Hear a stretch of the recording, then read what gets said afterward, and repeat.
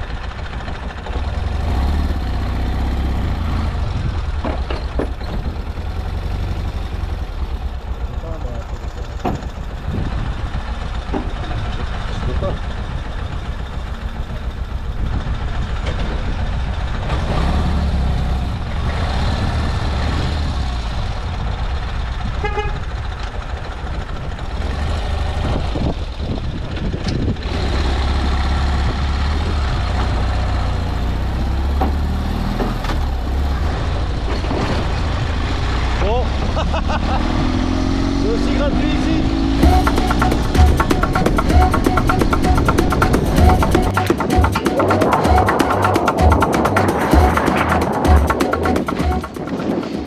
J'ai quitté donc Montevideo ce matin vers 10 h.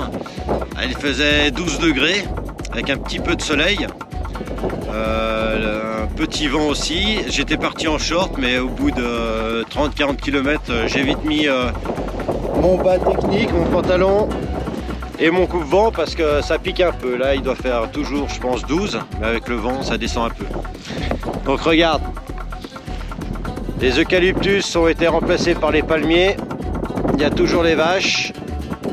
Donc les champs sont un peu plus petits sur la côte.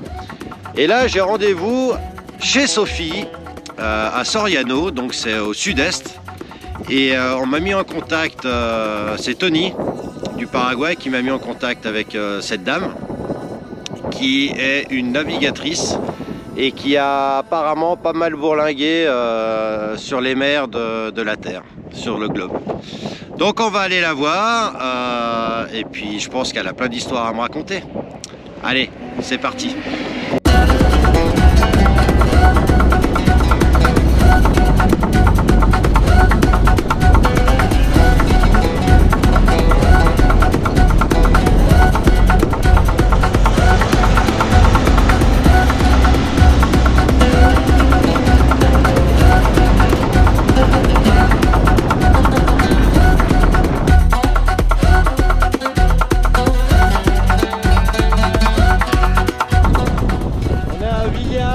Soriano et on va chez Sophie.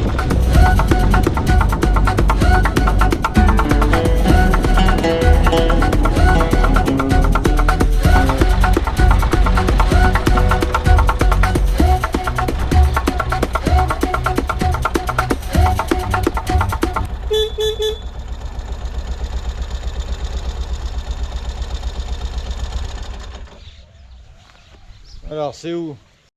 Ouais, j'étais juste. On est bien ça. Bonjour le tien, bonjour, bonjour, bonjour. Ça va?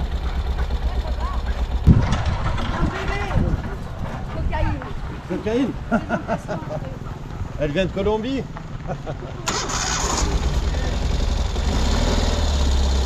Je mets où?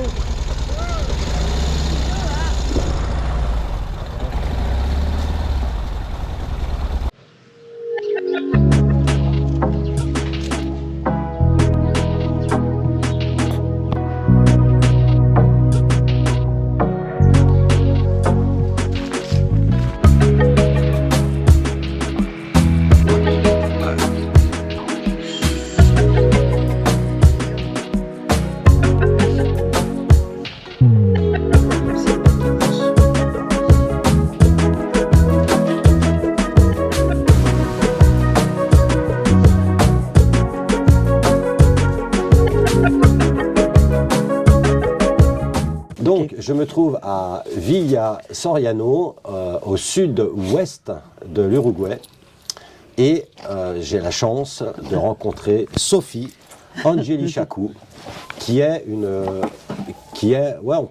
encore, mais on peut dire, elle a jeté l'ancre ici, parce qu'elle a voyagé pendant 13 ans sur son voilier de 12 mètres et on va en apprendre un peu plus de ses aventures parce que ça reste pour moi exceptionnel qu'une femme parte seule comme ça en pleine mer. Alors, salut Sophie. Salut. Donc, Salut Romy. Donc, on s'est rencontrés grâce à un ami commun, grâce à Tony qui vit au Paraguay, qui m'a mis en contact. Alors, Tony, qui est le cousin de Thérèse, qui est ma copine, qui est venue ici, et voilà, et que toi, toi-même, voilà. Voilà. Donc, entre voyageurs, on se donne des adresses. C'est la grande famille. Et voilà. Donc, alors, raconte-moi comment ça t'est venu. Je vous présente Cocaïne. Ouais, c'est un chien. Tout jeune chien. Voilà, c'est pour ça qu'elle est aussi chiante. Alors, présente-moi, comment ça se fait que tu es partie seule comme ça en mer? Oh, je pense que c'était dans mes gènes, et moi j'ai le mot liberté qui est un mot qui est très important, qui a été le fil rouge de ma vie, et comme depuis l'enfance, je vis la liberté autour du monde, et ben ça a été tout naturellement, lorsque j'ai plus d'attache réelle en France, que j'ai continué, j'ai pris le bateau, et puis voilà, j'ai trouvé un bateau qui me convenait, ça n'a pas été évident. Et pour en venir, en fait, t'as baigné dans ce monde-là parce que j'ai baigné dans ce monde-là, voilà. Ton papa était amiral. Voilà. Il a terminé amiral à l'armée française. Dans la Royale, voilà, c'est ça. Oui, donc déjà gamine, tu étais avec lui en bateau. Ouais, mais j'ai pas forcément. Je crois que c'est dans les gènes au niveau de la mer. Il aime la mer, il aime l'eau, il aime l'océan, il a aimé. Et puis ben moi, il m'a filé ça, quoi. Ouais. Et comme il a eu une affectation en Nouvelle-Calédonie, sur 2 affectations même, et pour y aller à l'époque, héroïque, il n'y avait pas beaucoup l'avion, on prenait très peu l'avion, et on partait sur des bateaux semi-commerciaux, notamment la fameuse compagnie des messageries maritimes, que tous ceux de ma génération et qui ont eu la chance de voyager comme j'ai pu le faire, et ont souvent pris. On partait de Marseille en faisant toutes les escales autour de la planète pour rallier la Nouvelle-Calédonie. Et au retour, on passait par le canal de Suez. Ça veut dire, à 16 ans, j'avais déjà 2 fois le tour du monde sur ce genre de bateaux qui sont équivalents des gros bateaux de pêche d'aujourd'hui. Ils sont pas. C'était des style bananier, mais c'était pas des bananiers, il y avait quand même 2 classes à bord. Si je les traite de bananiers, ils vont pas être contents. Mais bon, c'était des petits bateaux par rapport au Queen Mary ou les nouveaux bateaux, les usines qu'on voit sur les mers aujourd'hui. Ça n'a aucun rapport. Aucun rapport, voilà. Donc tu as fait plusieurs petits boulots, entre autres en Afrique. Ah ben, j'ai d'abord fait de bonnes études, j'ai quand même un bac philo, latin, grec, machin, mais je me suis pas du tout orientée vers la littérature. Ça m'a aidé pour écrire mes bouquins, j'ai écrit 4 bouquins, ça m'a aidé, et à être également pigiste sur un journal nautique, loisirs nautiques, qui n'existe plus aujourd'hui, mais je me suis vraiment régalée à écrire dessus. Et voilà, ça m'a permis d'avoir une bonne plume. D'accord. Alors, comment ça t'a pris alors, d'acheter un bateau et de partir? Eh ben, quel a été le déclic? Alors, j'étais déjà partie, moi. Après mes études, j'ai commencé médecine, j'ai pas terminé au bout de 5 ans. Après, j'ai passé des diplômes d'infirmière avec des spécialités, et je me suis retrouvée. J'ai divorcé, je me suis mariée, j'ai divorcé. Et puis je suis partie en 79. Je suis partie au Gabon parce que j'ai eu une fonction d'interne à l'hôpital Schweitzer à Lambaréné. On soignait la lèpre et tout ça. Et puis également, j'allais dans les dispensaires de brousse. J'ai passé 6 ans de ma vie au Gabon, des années fabuleuses. Et pas toujours médical. Hein. Après, j'ai changé, parce que après, au Gabon, j'étais actionnaire d'une affaire de bois. Comment ça t'a pris un jour d'acheter un bateau et de partir? J'ai toujours aimé l'océan, j'ai toujours aimé ce contact. Puis je suis très sauvage, moi. Je suis très très sauvage. Ouais, comme tu aimes à le dire, t'es pas française, t'es corse. Ouais, exactement. Je suis corse. Je suis descendante j'ai une goutite de sang de Napoléon. Alors, comment t'es partie? Tonton Napo. Eh bien, je suis partie. Donc, après, je vivais entre Madère et les îles Canaries. Et puis, j'ai pas de frère, j'ai pas de sœur. Mon papa était décédé depuis déjà une quinzaine d'années. Ma mère est décédée. Qu'est-ce que j'allais faire en France? J'allais pas retourner en France. Il y avait une maison familiale. Enfin bref, j'ai tout liquidé en France. Et je me suis dit, maintenant, qu'est-ce que je fais? Eh ben, je veux je veux réaliser, c'est pas vraiment un rêve, une continuité de vie. Hein, parce que je pense que l'éternel errant n'a pas droit au retour. Ouais. C'est une phrase que j'aime beaucoup et que j'applique, qui a toujours été, c'est ma vie, quoi. Ouais. Et que j'ai écrite dans tous mes bouquins, ouais. D'ailleurs. Et donc, j'ai vite récupéré un voilier que j'ai trouvé à Saint-Tropez. Et il appartenait à qui, le voilier? Ah, il faisait partie de l'équipe Tabarly. Tabarly qui m'a transformé mon bateau de ketch en sloop, et qui a mis 2 cabines arrière au lieu il n'y en avait qu'une. Il me convenait parfaitement, ce voilier. Parfaitement, il était fait pour moi. Il était fait pour moi. Un peu lourd peut-être, mais bon, c'était... Voilà. Et donc 13 ans. 13 ans, je l'ai gardé et je peux dire que je me suis éclatée avec. J'ai vraiment fait beaucoup de navigation. Et voilà, et puis du nord au sud. Et je me suis retrouvée à la péninsule de Valdés, à Puerto Madryn, c'est le plus bas, oui, très bas, hein, parce que c'est déjà la Patagonie, hein. Ouais. C'est la porte de la Patagonie. Et puis je suis remontée parce que j'y arrivais pas toute seule. Mon bateau était trop lourd, 10 tonnes, et sans équipier, c'est difficile. Ouais. Je me suis fait peur. Donc on va parler de ses bouquins après, mais j'ai parcouru son livre et elle raconte plein d'histoires qui s'est passé donc, à bord de ton voilier. Mais il y a un épisode qui t'a vraiment marqué. Oui, c'est celui-là sur mon bateau, c'est celui qui m'a le plus marqué. J'ai vu ma dernière heure arriver. Donc... Et il y a un lien avec la Suisse en plus. Donc, si oui, il y a un lien avec la Suisse. Si jamais Victorinox, j'ai son nom là-dedans, David, je ne me rappelle pas. David. Il s'appelait David. Ouais. J'ai son nom. Ouais, tu l'as vu? Ouais. Ah ben tu vois. Alors, je vais vous le noter là. Voilà. Victor Inox qui faisait la traversée le bateau, bateau. Voilà, le bateau s'appelle Victor Inox et je crois qu'il existe toujours sur le Léman. Il est remonté. Oui, il est remonté. Je suis pas un spécialiste de bateau. Oui, parce que dernièrement j'ai eu des nouvelles indirectes. Et voilà, il y avait la Transat Jacques Vabre qui m'a doublé comme un V8, là, toc, et je l'ai suivi, puis j'ai sympathisé avec Victorinox, le bateau, et son skipper, et on s'est changé les grilles, la météo, quoi. Les bulletins météo, il me confirmait parce qu'il était beaucoup plus équipé que moi. Ouais. Moi, je naviguais vraiment avec le minimum. Hein. Et il t'a annoncé quoi? Et alors, il m'a annoncé un très gros, je le savais, mais je ne savais pas qu'il était si mauvais, un très très gros fond froid qui arrivait sur la bahia de Todos Santos, à Salvador de Bahia. Et donc synonyme de coup de vent, de vague. Ah oui, c'est vraiment un gros coup de vent, une dépression très très forte, particulière. Et c'est très fort à la naissance, sur tout ça. Donc il fallait que j'arrive avant. Mais lui, il a filé, il a réussi à passer, et moi j'ai pas réussi à passer. Et je me suis retrouvée prise dans des déferlantes, dans un rideau de pluie. Une déferlante est rentrée dans le bateau. Donc ça m'a tout inondé, tout détruit. Toute l'électronique a été détruite. Toute l'électricité électronique. GPS, ta boussole, exactement. La radio. Tout a été détruit. Et j'y voyais plus rien. J'étais dans la purée de poids.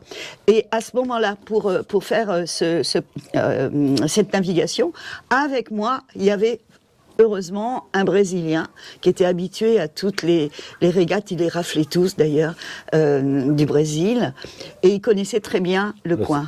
Il m'a sauvé la vie. Parce que le danger c'était quoi? D'aller t'écraser sur les côtes? Ben oui, tu savais, j'avais même plus de boussole, hein, c'est-à-dire je savais pas où était le nord, l'est, je voyais plus rien, j'étais dans la purée de poids. Et c'était dans une bahia. Ah oui, et puis les super tankers aussi, parce que j'arrivais dans la bahia et ils étaient ancrés. La solution, c'était quoi, là? De mettre, de sauver, de retourner, de retrouver en mer ouverte, vers l'océan, et d'y rester. Vous avez fait, vu que tu voulais... Alors, justement, grâce à lui, j'étais face face des faroles de Itapo. Un phare. Ouais. Donc, tu as vu un phare? Et t'as pris Oui, la direction opposée. c'est un phare très très connu. Ouais. Et on a vu le phare d'Itapoa. Le farol d'Itapoa. Attends, C'est une musique. je vais Ah oui, oui, je garde. Voilà, ce farol-là. Il m'a sauvé la vie. Et en fait, on l'a vu. Donc on savait très bien où était lui. Parce que moi, je savais plus. Je serais pas là si je crois que si j'avais pas eu. Eh ben, on a réussi à passer. On est allé au large sur autant qu'on pouvait. Et puis on a attendu que ça passe. Donc j'ai baissé. Combien 2 jours? Oui, ça a duré 2 jours. Et surtout la première nuit, c'était vraiment très très très fort. Et c'est le lendemain soir que ça a commencé à se calmer et qu'on a vu à peu près où on était par rapport à la côte. La côte a commencé à s'éclaircir et on a pu rentrer vers la comment ça s'appelle, vers l'entrée de la bahia de Todos Santos. Et quand tu es arrivé, donc... ah oui, mais alors quand je suis arrivée... J'ai lu dans ton bouquin que donc, ceux qui t'avaient dépassé, ah ouais, il y en a qui avaient quand même... Victorinox, il avait quand même perdu des voiles. Ah oui, tu as vu, hein. Ouais. Ah ben tu as vu, donc tu as tout lu. Oui.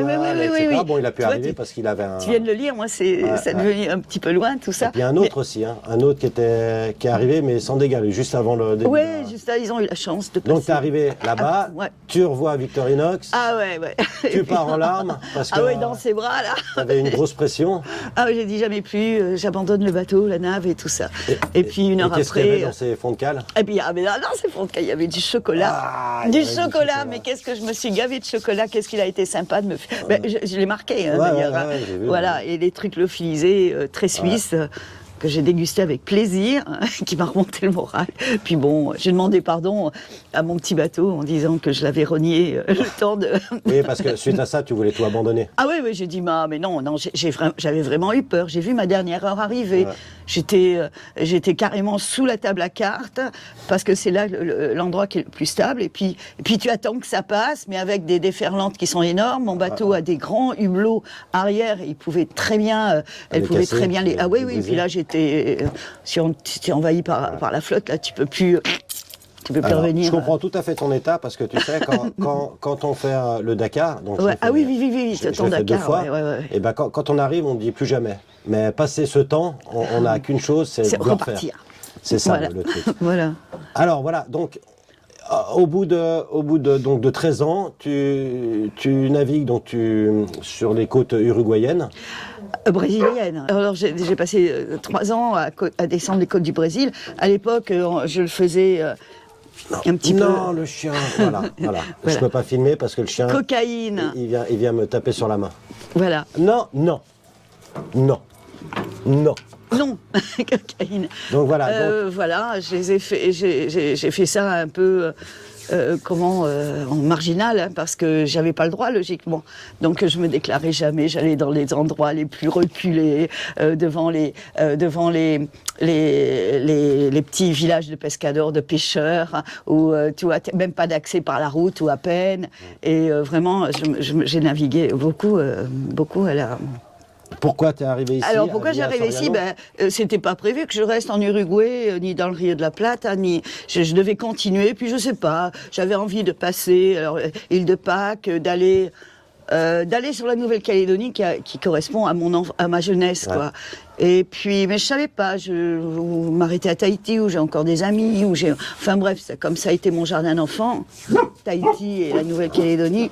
Voilà, je voulais retourner. Et puis on revient souvent sur les. Voilà. Donc. Et donc, oui. T'es rentrée dans le Rio. Je suis rentrée dans le Rio, ça s'est bien passé.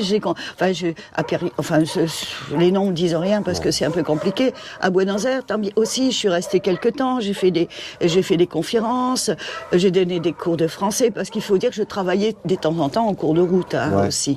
Je travaillais avec l'Alliance française. J'ai eu une médaille de l'Alliance française que j'ai toujours d'ailleurs. Ouais, c'est assez. Voilà. Puis je suis descendue jusqu'à la péninsule de Valdés, Puerto Madryn, donc à la porte de la Patagonie.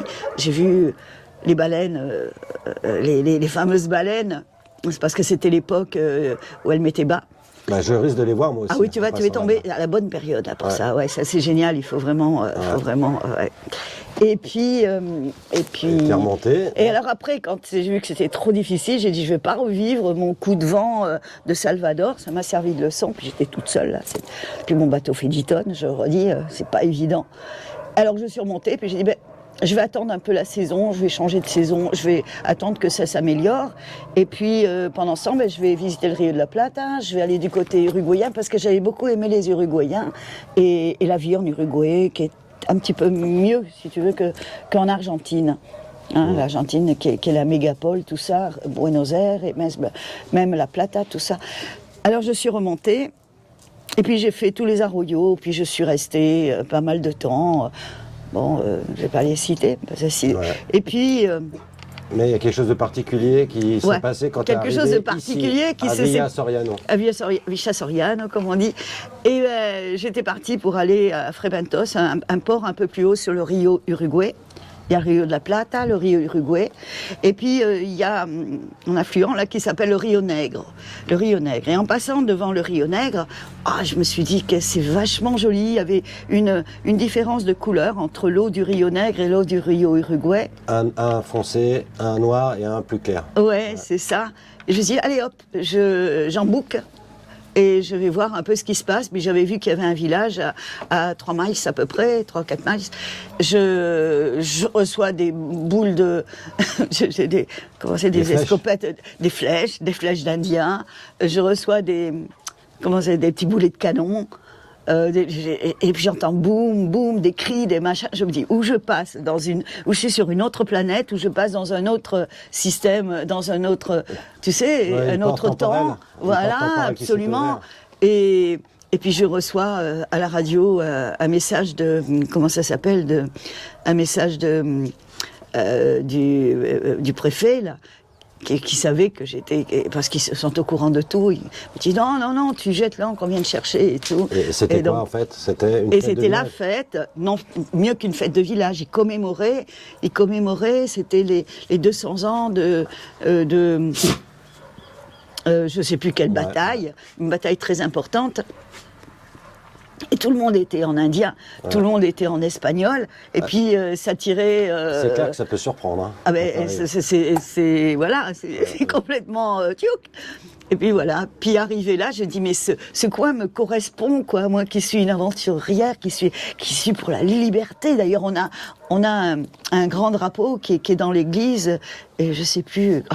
Enfin bon, bref, c'est pour la liberté, quoi. Le mot liberté a un grand sens ici, et ça correspond à mon mot préféré. D'accord, voilà. Je suis tout à fait d'accord avec toi. D'ailleurs, on a un petit point commun, c'est que toi, tu as commencé à voyager à 49 ans. Ouais, mais toute ma vie, moi, j'avais voyagé. Ton vrai mon vrai départ en solo a été effectivement à 48. Et moi, je l'ai fait à 51.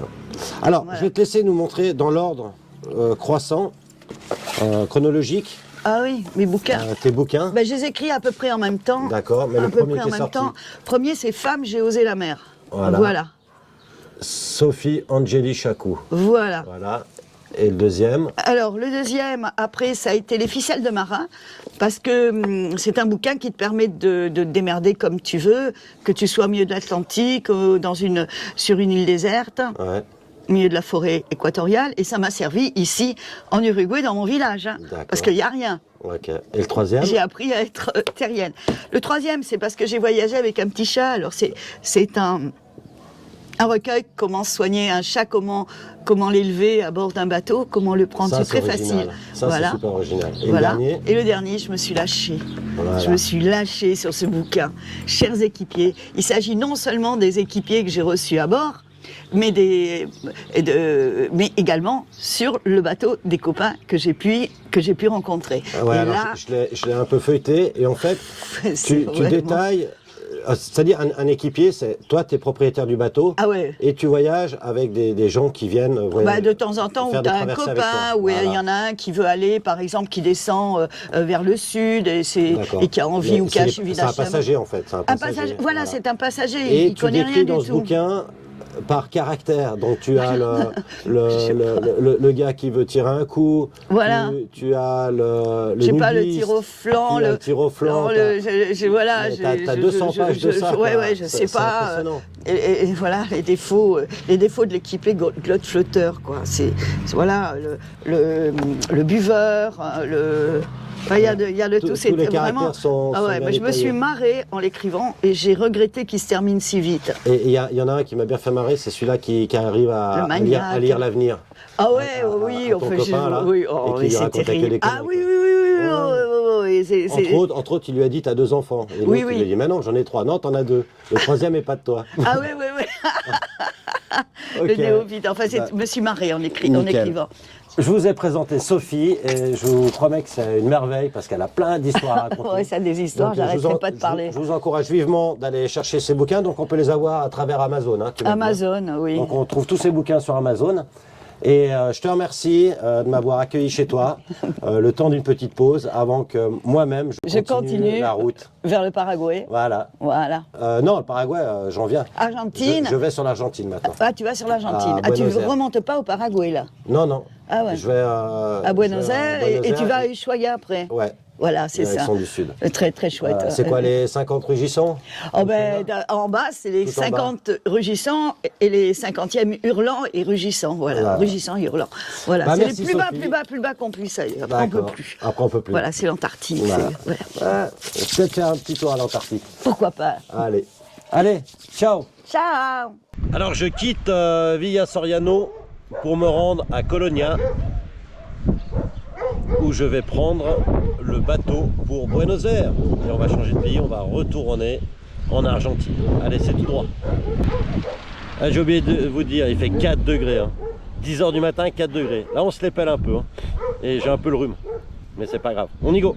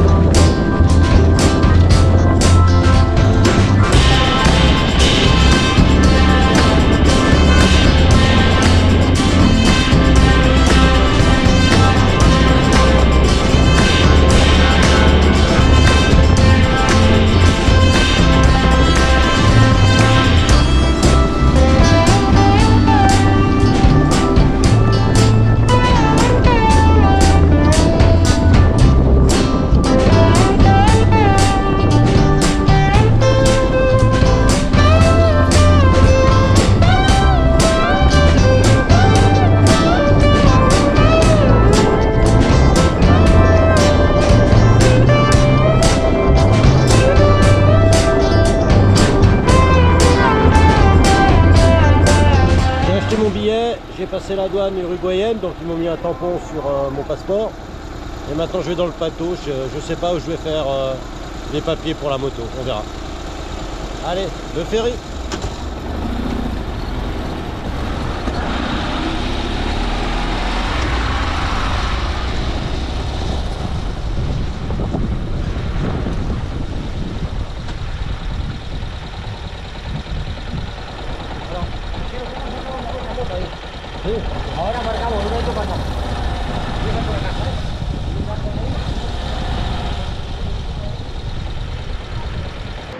Bon, j'attends. Le bateau n'est pas là. On me l'avait annoncé 4 heures au départ, maintenant 5 heures. Et en fait, c'est 5 heures qu'on embarque. Et je sais pas à quelle heure il va partir, mais apparemment, il n'est pas là. Donc j'ai eu le temps de faire les papiers à la douane en fait. J'ai laissé le type uruguayen à la douane uruguayenne. Et quand j'aurai traversé à Buenos Aires, ben, je vais en faire un nouveau pour l'Argentine. Nouveau papier pour le 3 pattes. Voilà, on attend. Allez, on va rentrer dans le ferry.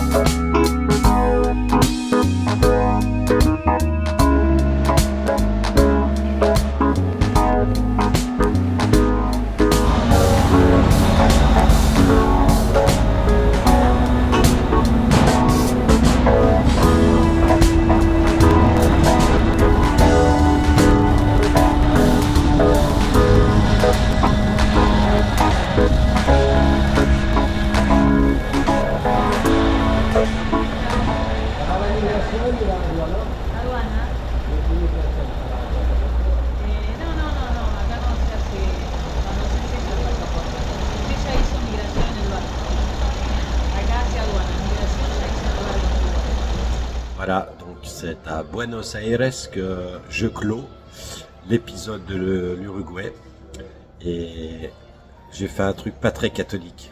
J'ai foncé dans un restaurant indien pour me faire du naan fromage et du butter chicken. Regarde.